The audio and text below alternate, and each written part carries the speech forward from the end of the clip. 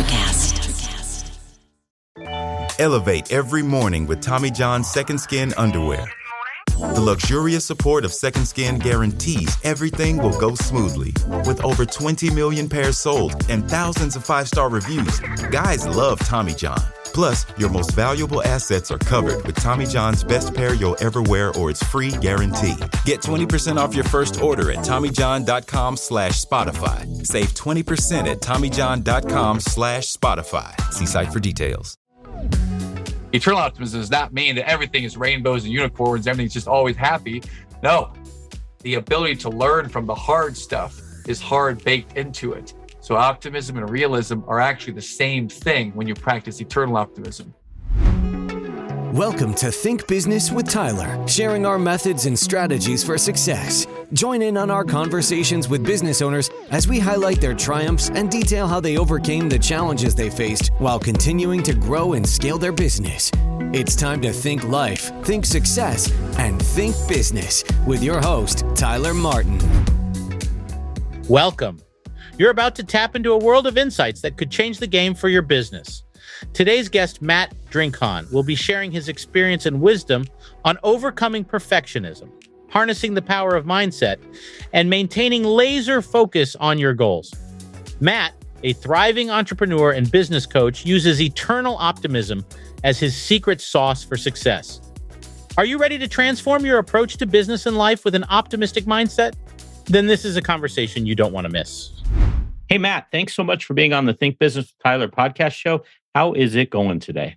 It is absolutely perfect. Couldn't be any better. Thank you for having me today, Tyler. What's up, man? Dude, I love it, man. You're bringing energy. You're. This is exactly what I need. It's a late afternoon here, and I love your energy. So, hey, what I want to start with, can you tell me a little bit about what you do and maybe a little bit about you just personally, too? Personally, I am a father of 3 amazing daughters. I definitely married way out of my league. My wife, Julie, of 9 years now. My girls are 8, 6, and 4. And I coach perfectionists on how to scale and keep their businesses simple. My average client, just to give a little more context, my average client is someone who runs a company that's anywhere from 5 million up to my largest client's about $100 million in business annually. And I teach them how to get all those blocks that are in their head out of the way and how to scale through their people. So those are a couple things. Yeah. You said perfectionist. Is your typical client trying to do everything perfect? Is that a profile? The profile is maybe who I used to be, because coaches are probably really good at coaching, out of a place they used to have pain. So the recovering perfectionist, if you ever feel overwhelmed, or ever feel like, man, I just got so many ideas and so much stuff and I'm fired up to go do it. And before you realize it, now I'm off doing something else. So that recovering perfectionist, highly functioning workaholic trying to do it all, that's the person I work really well with, because that's the recovering me. Yeah. So you just like almost described almost like every entrepreneur in terms of how they're like thinking of 50 things at once. I mean, they have a great idea one day and then next day, another great idea, but they can't do it all. Do you have any like tips where, what can someone do to just get a little more focused in one direction in terms of growing their business? Anything stand out for you? I'll give you a resource. I'll tell you how I did it for myself and how I coach people to do it. Number one, the resource, Dan Sullivan, Who, Not How. I remember August 18th, 2021, a couple of years ago, I shared the stage. I spoke well before Dan, by the way. And in that event, when I was speaking, I thought I delivered a great message. People were clapping. And then Dan came on and he talked about who, not how. And I'm sitting in a room of people who have companies that are ranging from several million to $100 million, and no one's speaking. Everyone's taking notes. The jaws are dropped. And this whole concept of finding your who to help you get out of being the bottleneck, it's something that we all dream about and think about. And a lot of entrepreneurs don't trust in that and let go to do it. Right. So that's a resource. And there's a lot of credibility behind that. That's the whole basis of that strategic coach program. So Tyler, if you go to how do you actually do it in reality, here's a real life example that this might bring up some pain. This is very painful for me, I might add, to share this story, because this is like the archetype of a recovering perfectionist, right? I'm going to start a podcast, man. I'm excited to start a podcast. I'm going to write a book. I'm going to go and open a new division of my company. Well, for me, the pain is I want to start a podcast. I wanted to do this 5 years ago. And what kept me on the bench is that all I got to do is go and study up on how to load things onto the RSS feed and how to do the graphics and the background stuff, which I know nothing about it, but I can go and learn it. Let me just put it on my list of things to do. I'll get to it. And I didn't ever get to it. And 4 years later, I finally got to it. How? I hired my who. And his name is Hector Santiesteban from Amplify Media. He's been producing my podcast, which is now a top 2% podcast in the world, the Eternal Optimist podcast. And that happened because I hired my who. Another example is, man, I've got all these proactive ideas to build my company, all these marketing outreaches, all these things I want to do. I'm going to get to them one of these days. I know what to do. I just got to find time. Well, guess what? I found my who. His name is Mike Abramowitz. He runs a company called Better Than Rich, and they have a staffed team of BAs that are ready to go. So I hired them, and all of that administrative staffing work that's just so painful for the owner. And I know the owners are like, you're hurting me right now. This is hurting. Yes, I hired someone to do that, and I didn't have to do any of the training, recruiting, the employee stuff. That was another example. I want to be present for my kids. I want to be a good dad. Right. And maybe I have a little bit of a temper because I'm working all day long. At the end of the day, I don't have much left in the tank. So what do? I hire or I take part in a mastermind group called the Front Row Dads. That helps me be a better dad. So to get through all of this, here's the pill and the peanut butter, if you will, the nugget. Kind of what we're modeling right now is if you want to scale and grow, and let's just say you're at 1 million right now, or you're at 15 million right now, and you want to get to that mythic next level where you double up. Well, to get to that place, be the best student you can possibly be and hire out to everything that is not your absolute zone of genius.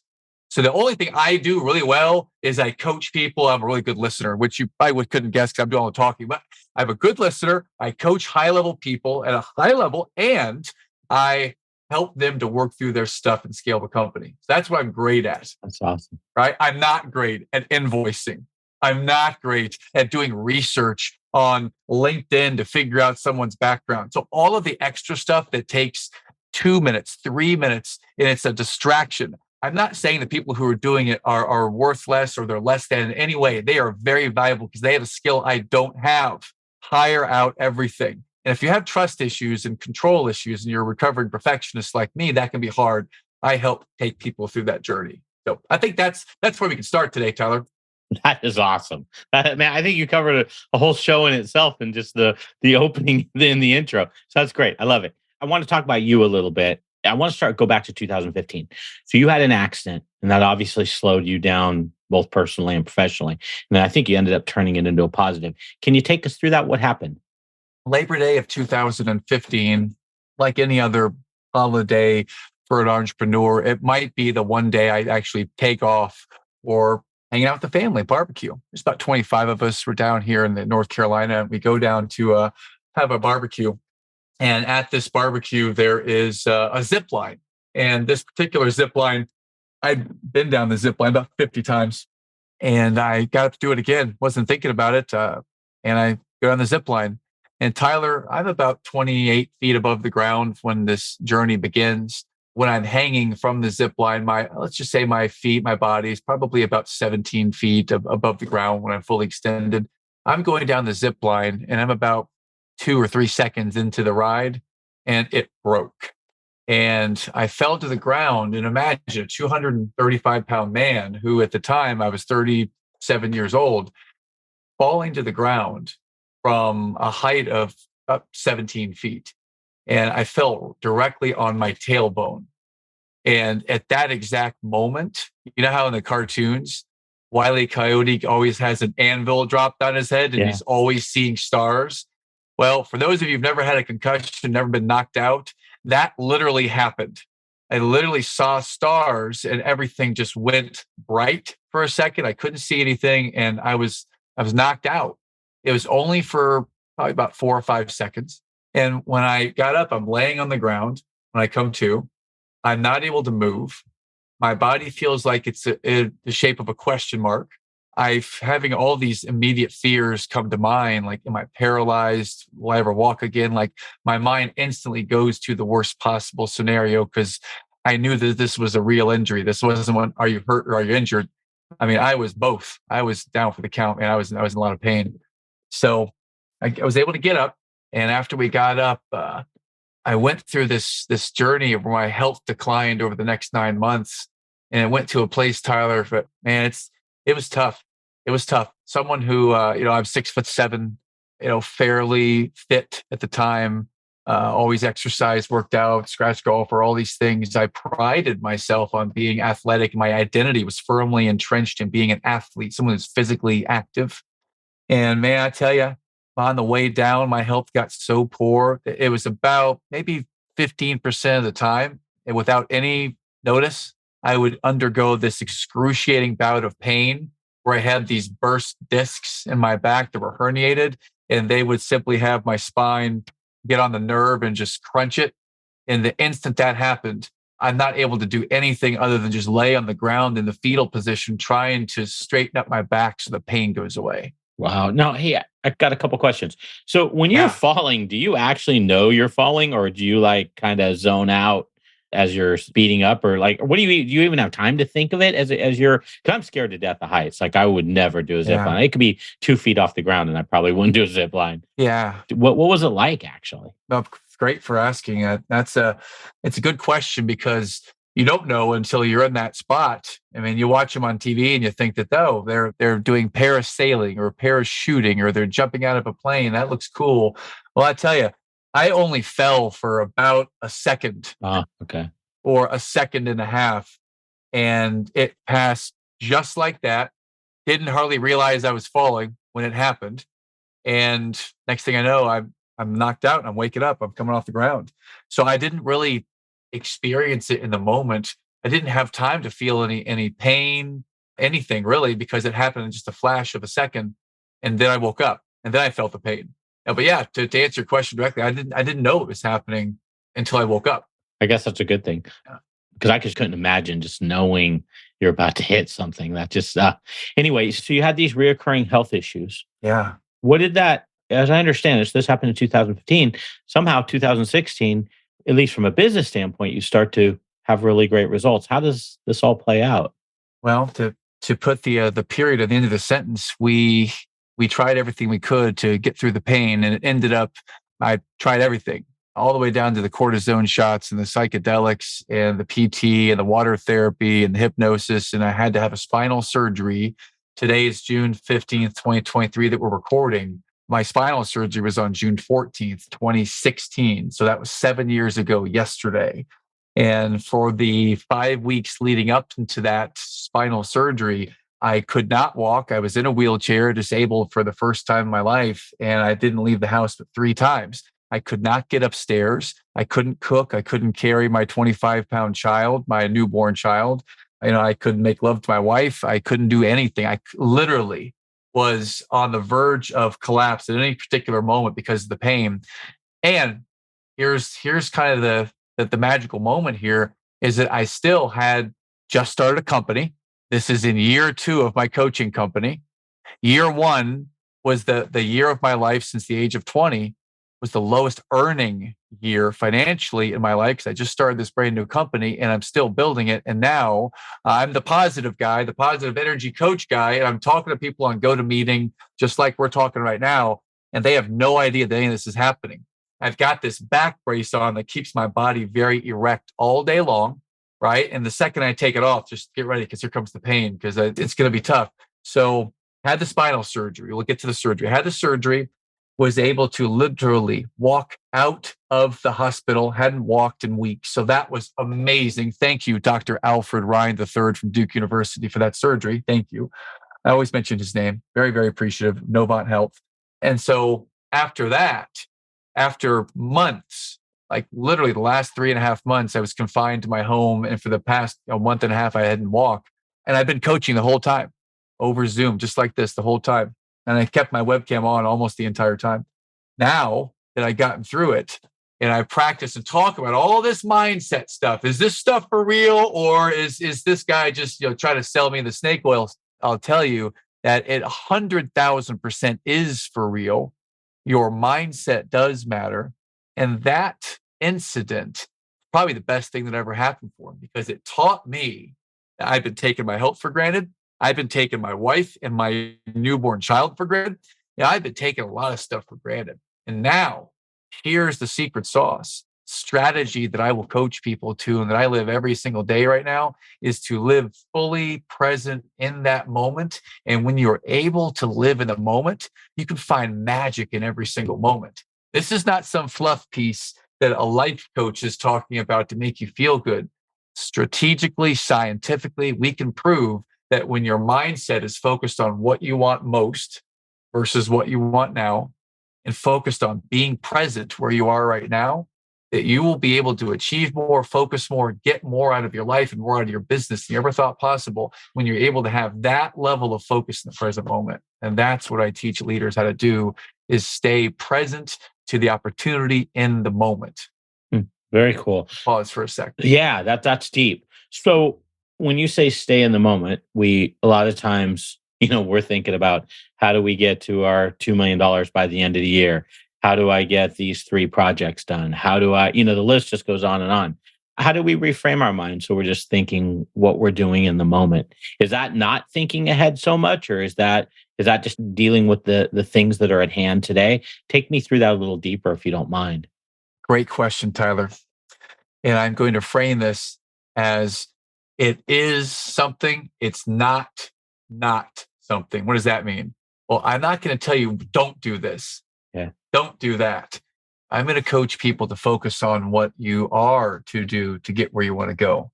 And they're not going to like it sometimes because it's hard and it takes a lot of discipline. I know the D word, discipline, to get where you want to go. And the discipline is to practice. Practice what? Practice the skills that are going to get you to where you want to go. So for example, let's say that I'm a solopreneur. I have a company that's doing a couple $1 million in revenue. My average client size is $250,000 every time I get a new client. I bring on about 3 or 4 new clients a year. And the place that my business could really use this level up would be if I could only sell a little bit more and have a developed system there. And I could only sell at a higher percentage of the time. So basically it's the rainmaking or the sales aspect of it. How do I get better at that? Well, the way that I coach people to get better at it and staying present in the moment is to identify that one skill, call this the lead domino. Take that one lead domino that when you push that down, everything else falls down after it. And in this person's world, it's the ability to sell, which is the ability to actively listen and skillfully communicate through a system with people. So I would coach that person how to get clients at will, which by the way is the name of my mastermind, Get Clients at Will, where I teach people how to sell at an average order of $5,000 to $250,000 each, how to increase the sales size and the percentage of sales. So I would coach and teach that person to stay hyper-focused on that one thing that matters most. And that one thing, and here's a discipline to it, Tyler, the one thing is that every single day, we've got to incorporate that into our practice in some way, shape, or form. If I want to sell better, sell more, and raise my revenue, then if I look at your calendar, is there something that's driving revenue in there every day? And if there is, and you're still not getting the results, is there something in there that's getting you better at driving revenue every day? Is there a skill sharpener in there? So somewhere in your Mr. or Mrs. business owner, in your vocabulary, in your calendar, I would challenge you to insert the one activity that is the most important activity. You're doing it over and over again. And I would challenge you to insert the skill sharpening activity that is getting that one thing, that skill sharper each and every day. So if you have something that's sharpening your most important skill and you're actually doing that skill every day, then you're going to have the greatest chance at growing your practice. I'll pause at that. That would be the thought that I lead with now. If you're a business owner feeling stuck in your business, overwhelmed, responsible for everything that happens, and working long hours, Tyler helps his clients develop processes, hire high-performing team members, and better understand their financial metrics and numbers to allow for a more predictable, less hands-on business. To schedule a free, no-pressure consultation, head to thinktyler.com and click the meeting button. Tyler would love to see if he can help you work on your business, not in your business. Schedule a consultation today at thinktyler.com. Think life, think success, think business. So if you have something that's sharpening your most important skill and you're actually doing that skill every day, then you're going to have the greatest chance at growing your practice. I'll pause at that. That would be the thought that I lead with now. That's very cool. So just to take one step back, it kind of intertwines with this. You talked about mindset. Is mindset thinking does it involve being positive in terms of your outcome? Like, is it believing that you can get something done? I mean, what does mindset mean in terms of the realm of how you work with entrepreneurs? Is it about just having a positive outlook, or is it a lot deeper than that? Is it about meeting your goal or your objectives? Tell me about that a little. Great question. Great question. So I'd say I love that you keep saying great question. absolutely great question. I would give two answers to that. One of them is what I would call above the waterline, which is the business strategy, and one is below the waterline, which is how I interact with myself. What's happening in my own inner brain right now? What's the mindset there? So I would say that the business strategy is find out what that one most important outcome is. Hey, you picked a timeline. Maybe it's a year, maybe it's a few years. I would break that even down into a smaller increment of like 90 days, for example. So in the next 90 days, what's the most important outcome that I want to influence? And then find what's that activity I do over and over and over again on a consistent basis to the best of my ability to get there. That's the business strategy. Now, on a deeper level, under the waterline, the mentality that's going to help us get there is the one that I subscribe to personally. It's called eternal optimism. And there's not a definition in a textbook out there. A lot of people say this phrase, I'm an eternal optimist. Well, that's my podcast. And here's what I'm saying it is. Eternal optimism. Optimism is seeing things through a positive lens. The eternal part is taking everything that happens and filtering it through a lens of how might I use this to my advantage? How might I use this experience right now in the moment as something that can teach me how I can improve and serve the world? So there's a positive in everything, and there's a teacher or a gift in every moment. Put that together, and we have eternal optimism. And does that eternal optimism, does that positive mindset, does that impact our results? Does it help me to get more of what I want in my business strategy? You bet it does, because every moment that the competition is out there focused on that one little thing down there in the weeds, it's not the one thing, I'm winning. That every moment that the competition is distracted and focused on what could go wrong and they're challenged. And by the way, optimism does not mean, eternal optimism does not mean that everything is rainbows and unicorns, everything's just always happy. No, the ability to learn from the hard stuff is hard baked into it. So optimism and realism are actually the same thing when you practice eternal optimism. So my competition out there, which is probably the mindset of another person that's able to stay focused on this positive way, that's the competition. Most people don't think that way, though, Tyler. Most people, they get stuck in that moment and they don't let it play to their advantage. I just came off a show a second ago. I recorded my own episode with a guy named Mike Kading, CEO of Norhart. And he was talking about when his father passed away tragically and suddenly of a stroke in his 20s. When my friend Mike was in his 20s, his dad passed away. All of a sudden, out of nowhere, Mike's running this huge construction company up in Minnesota. And it was a tragedy. There's nothing positive about that tragedy in the moment. You look back on it, however, and you see there was a tremendous gift there. And the gift is that he got to carry on his father's legacy. The gift, he got to put a new set of eyes in something in the construction industry that had been done the same way for decades. And now they are revolutionizing the way construction is done across the country out of St. Paul, Minnesota, right? So there's always a gift on the other side of every challenge when we simply flip over that coin and look for it. Training ourselves to look for that gift, that in itself is one way that will help our audience, every single one of them, get what they want most, to retrain that mind to look for the opportunity in every moment. So I think this intertwines with it. I want to go in this direction. You speak of guiding growth through adversity. So when we're hit with adversity, let it be a guide for growth. Can you talk about that a little bit? I think these are kind of intertwined, but I'd love to get your take on that. Love to. I'll give you an example. I remember back, I think it was Friday. I want to say it was March 25th. That might not be the exact day, but it was Friday, March 25th, 2020, when COVID here in North Carolina, the governor gave something called the stay-at-home order. And what that meant is that our full-time nanny that came to the house every day to nanny our children could not come here anymore, number one. Number two, my wife, who worked 30 minutes away from here, could not go to work anymore. She had to work from home. We don't have a home office for her, by the way.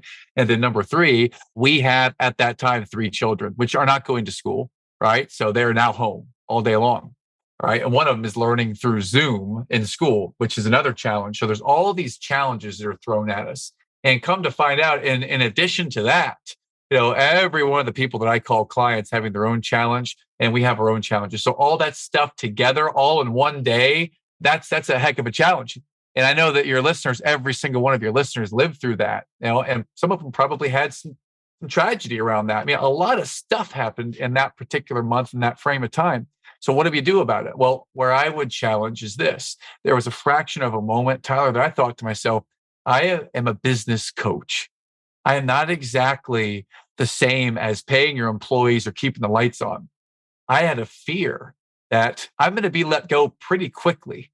I thought my coaching company might be out of business. And I took a long time. Yeah. It took the first 5 years to get to that place where it was now at a pretty nice lifestyle and a pretty nice practice. And now I'm afraid that everyone's going to leave. I might be looking for a job in an economy where it might be tough to find it.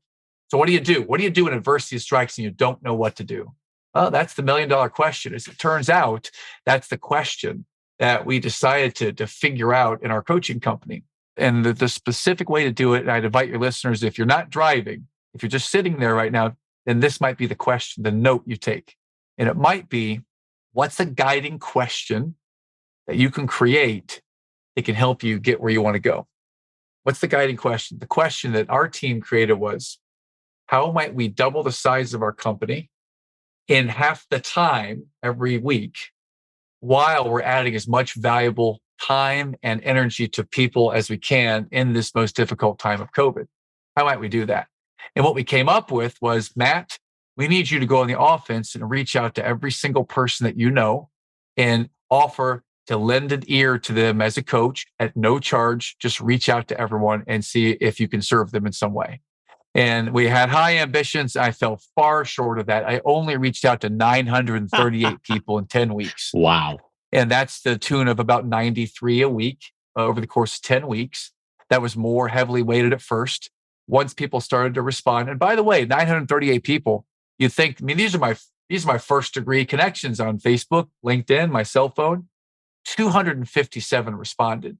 That means the 700 people didn't even respond to me, right? Either they didn't get the message or they were in so much pain or whatever. Doesn't matter what the narrative is. It's just they didn't respond. That's okay. Totally fine with that. 257 that did became 56 people, 54 people that were really interested in possibly coaching. 40 of those leads handed off to coaches in the company, and 14 of them I kept for myself that were qualified for me, and 3 of them became clients. And I learned in that time that why not take everything that we're doing and ask a more challenging question? So rather than worry about everything, we framed a really challenging question. How might we double the size of our company in half the time every day so that we can add as much value as we can to people out there, right? So what's the guiding question, the challenge you're trying to solve? If you're solving challenges like tiny, minute, granular things as the CEO or leader of the company, that may be fine. If you do that, you'll make step-by-step progress. You want to make monumental leapfrog progress? Do it through your people. Do it by having a bigger, more challenging problem to solve. If you're already running a multi-million-dollar organization, you have the skills and talent to do it. Ask a harder question. Challenge yourself to get there. And if you don't have a coach, hire a coach to help you get there. I've got several. And I'm not saying call me and hire me. You could, but call and hire someone, right, to help you get there. Because if you're doing it on your own, you're trying to keep control of everything as a perfectionist. Join the ranks of the recovering perfectionist in PA, Perfectionist Anonymous. I just made that up. It's not really a real place. But join us and hire people to help you do it and get off that control throne. Very cool. Very cool. Perfectionist Anonymous. Yeah. I like that. You should start that. I'm actually going to write that down. The Control Throne. That could be my next book. The Control Throne. That could be one. That's got something there. Hey, I'm going to switch gears. So you talk about gamifying accountability. Talk about that a little bit. What does that mean? And how does a business owner or an entrepreneur apply that into their workplace? Great question. So I imagine a lot of people out there have an Apple Watch or an iPhone or a Samsung. They have some kind of phone or a Fitbit. And I have my Apple Watch on right now, and talk about gamifying. Like all my best friends and clients, we're all on the Apple Watch, like the workout app, the fitness app, and we can see each other and what percentage we hit towards our goals every day. Well, there's some brilliance in that and being able to compare yourself to your own goals and see yourself make progress. So on our website at our coaching company, proadvisorcoach.com, we have figured out a way to gamify it. So we'll take every player in the company, and one of the companies doing this right now has got 255 people in it. So we're taking all 255 people, We load what their consistent lead one thing activity is, Tyler, into our platform. And we track and measure their progress towards their one thing. And it doesn't matter what the one thing is. The CEO of the company and the executive assistant and the salesperson, the operations person all have a different thing. It all relates to the big goal, but they all have a different activity they do.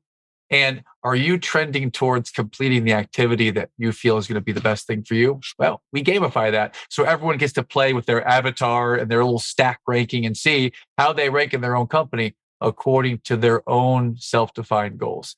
That's what we call gamifying your business. Now, I'd be happy to show anyone that wanted to look at that. You can go to proadvisorcoach.com, take a look at that, or just reach out to me. I'd be happy to show you. Gamify it. Have fun with it. Very cool. I like that concept. It's a great way to get people to stay focused on something and then also feel good about accomplishing it. Yeah. So that's cool. Hey, one question I always love to end with.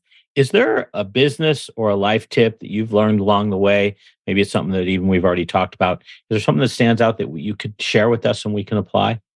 Something that's been really valuable to me over time. It's cliche, and I heard in Tim Ferriss's Tools of Titans book, if it's cliche, then study it, because there's something about cliches that there's tremendous value in. And it's this idea that you're the average of the sum, like 5 people you hang out with the most. So I did a real honest inventory of all the people I hang out with. And I remember that there's some people that I've hung out with that I still love dearly to this day. I don't hang out that often anymore, because the habits that I may have had back in the day when I was single and I was going out every night and throwing cornholes down here in Charlotte where I live at Tiber Creek, having 3 or 4 Guinnesses every night. I wasn't in the best physical shape. My business was not as thriving as it is now. I mean, now we're running a strong 7-figure business. And before, it was a fraction of what it is. And if you look back to that, I was having a great time. That great time then is far different than where it is now, because now this group of peers that I'm with are always challenging me and pushing me to be the best dad I can be, the front row dads, and be the best husband I can be, right? And be the best business leader I can be. So I would challenge the idea of taking an assessment of where you are with your friend circles and your business circles. Are they helping you get where you want to go? Are they holding you back? Or is it net neutral, right? My friend circle has been what's got me to where I'm at today. So I would challenge that. Anyone listening, I would challenge them to think about that. That's an awesome one. Hey, so I'll put these 2 websites in the show notes at thinktyler.com. Your podcast website is eternaloptimistpodcast.com. Once again, that'll be in the show notes. And then your coaching site is proadvisorcoach.com. So those are your 2 websites. If people wanted to reach out to you other than those 2 websites, is there anywhere else you'd like them to go? Yeah, thank you, Tyler. I'd go to Eternal Optimist Podcast on Instagram. And that account is me. It comes straight to me. I don't have a virtual assistant or an executive assistant doing that. It's all me. So I'd love to see you join me there. I do a live stream every morning at 7 a.m. Eastern from Monday through Friday. And we talk about eternal optimism. We talk about real hard stuff. Like a couple of days ago, my wife, got into an accident. We had to go to the emergency room. Normally it's the kids, but my wife had a challenging accident. So we talked about that and the positives of that, the benefits of that. The neighbors across the street, they had a fire in their kitchen and they just had a baby. So they came over and hung out with us. So there's all kinds of stuff that we talk about each and every day. Love to unpack that every day live in the morning. And when you do reach out, if anyone out there has any interest at all in leveling up their sales skills specifically, I take solopreneurs and top producing salespeople through a course. It's a 9-week course. It's called Get Clients at Will. And I teach a combination of some of the best sales techniques that I've studied and learned over time in many masterminds. So if anyone wants to level up their sales skills and reach out to me, I'd be happy to share that with you as well. That's about it. Is there a website for that? Or is just when you say reach out to you, do it through the Pro Advisor Coach site? Well, I would do it straight to me through, you can find my name and just hit me up at any of the social media platforms. It's an easy name to find because there's only 12 of us in the whole world with this last name. And I'm the one named Matt. Right. So reach out to Matt Drinkhahn. But I would say this, that no, I don't have a website for my mastermind yet because it's in creation. Got it. Right. Now, so check this out. Mario Andretti said one time that the key to his success is that he's always running on the edge of out of control. And I'm very comfortable in that place of running fast and hard and not knowing exactly where the finish line is. So you asked me, Matt, is there a website for your mastermind? There is not. I've already written the course. I've got all the construction manuals. I have not chosen the specific date or the website. That'll be up in 45 days from now. But you know what I love about you, Matt? That is like marketing 101 when it comes to digital products and just informational products, is you're talking about in advance. You're building an audience for it. You're building hopefully prospects and a customer base. And honestly, that may even drive some of the content of it, possibly. So I love that you're so candid and transparent about that. Thank you for that. Are we open to what might happen next? Does it have to be in a very rigid, straight line, straight to the finish line? Or are we open to the magic that could happen with some feedback from others or with timing and things that may happen in life? So I'm open, and I'll coach people to that too. So, yeah, but thanks for having me on today, Tyler. This has been a blast, man. Cool to be here. Yeah, thank you, Matt. You're just a beam of light, and you've got a lot of knowledge. So thank you for being here. Hope you'll come back in the future. And thanks again, man. Yeah, appreciate you, my friend. Thank you. Okay, take care. That's all for this episode of Think Business with Tyler. But we have plenty more resources to help you in your pursuit of business excellence on our website at thinktyler.com. If you'd like to be featured in a future episode of the show, feel free to reach out to us on social media at think_Tyler. We look forward to helping you think life, think success, and think business.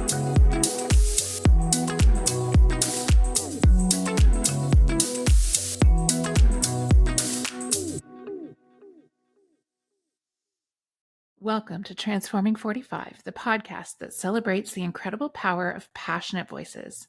I'm your host, Lisa Boat. Join me in conversation with heart-led humans who share their deeply personal stories of transformation. Transforming 45 is here to uplift, connect, and remind you that it's never too late to write your next chapter. So get ready to be inspired, empowered, and transformed. Join me in this community where through powerful storytelling, we heal and reclaim our inherent magic.